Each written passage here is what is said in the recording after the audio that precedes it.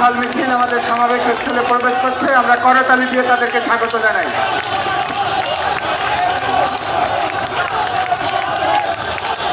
গণসংহতি আন্দোলন বাঞ্ছারামপুর শাখার একটি বিশাল মাথাল মিছিল আমাদের সমাবেশ স্থলে প্রবেশ করেছে। আমরা সবাইকে স্বাগত জানাই।